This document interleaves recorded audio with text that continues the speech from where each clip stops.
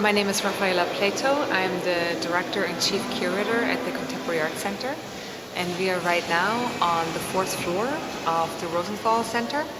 And we are surrounded by an exhibition that we just opened of Keith Haring's early years. And what I really love about the show is that it introduces 4 years of an artist's career that are fairly unknown. And I had the opportunity to go to the estate and literally roam through boxes of archival material and to go to the warehouse and take big pieces of drawings out of crates that have not been seen ever since the late 70s and early 80s. And the show really spans the time frame exactly from 78 to 82 when Keith Haring developed his visual vocabulary and became this iconic artist that we all know. We have many pieces in the exhibition that have really literally never been seen ever since they were made. So it's a real eye-opener, I think, for our audiences, and hopefully people from all over the States will come to the CAC, especially people who are interested in Keith Haring. It was a collaboration between the Kunsthalle in Vienna and us, with me being the curator, so it had only one stop in Europe and then one stop in the United States. So it's pretty special that it's here. I think what's really surprising is that Keith Haring started out as an abstract painter or draftsman, very much inspired by Jackson Pollock and Al Liszynski.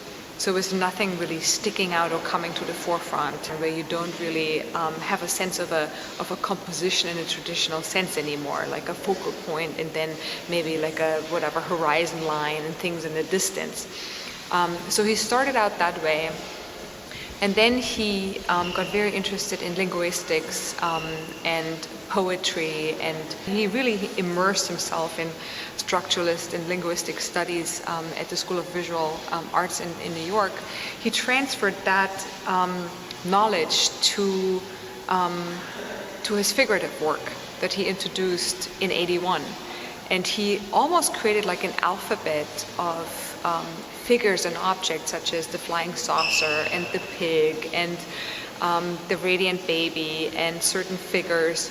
And he used them in variations, like he would combine them in different ways, in different pieces. I mean, literally like words in a sentence. He wanted his message to be fairly open, so that people with different backgrounds and different experiences could bring their own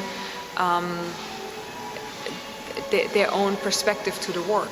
He was a real facilitator in the East Village, because he organized a lot of performances and art happenings, but he also served as a curator for many exhibitions.